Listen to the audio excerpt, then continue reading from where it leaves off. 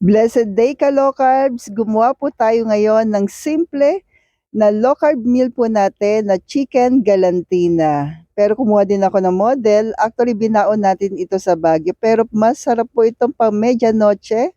Thank you, Jenica and Fatima. So, una kailangan po natin ng giniling na manok. Mga 1 kilo po yan. And please don't forget to like and follow po para updated tayo sa ating mga low carb meal, low carb dessert natin. Thank you and God bless. So nag-add po tayo ng konting carrots po at konting siling makopa. Yan.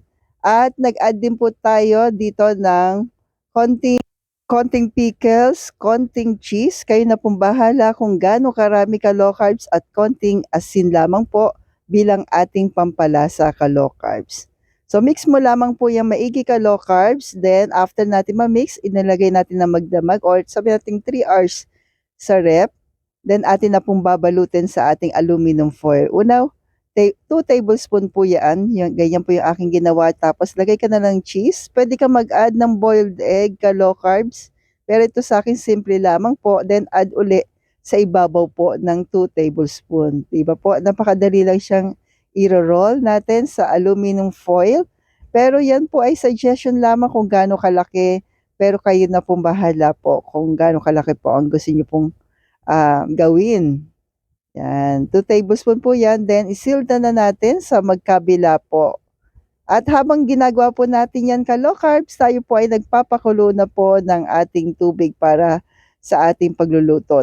Para sa mas mabilis yung ating pag-i-steam. Ang sarap nito ka low carbs, lalo na po ngayong medianoche na nalalapit na po. Or sabihin natin pwede rin pambaon na.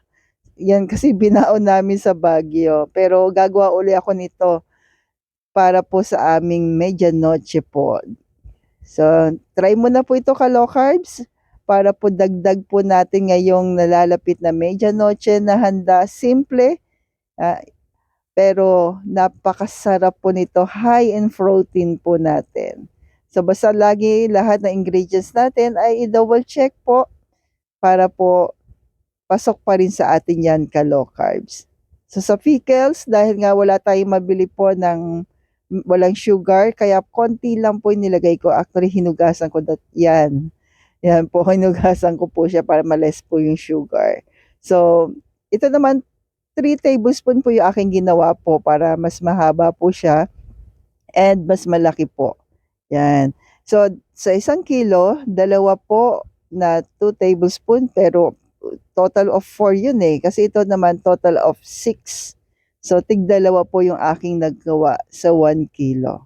Ang sarap nito, siksik na siksik sa protina ka low carbs. Then, in-steam po natin ito ng 45 minutes ka low carbs. Yan. So, dagdag idea sa ating medianoche. Try mo po, napakasimple pero punong-puno po ng protina. So, don't forget, kakainin po natin ito ng no rice, ka low carbs, and maganda po dito, siksik siya sa protina. Pwede mo pong dagdagan na lamang pag na-slice mo ng lettuce, balutin mo sa lettuce. Sa akin kasi binalot ko sa lettuce. Yan po yung aking nagawa sa 1 kilo and 45 minutes natin in steam. So stay healthy, stay low carb po. Love you all. God bless.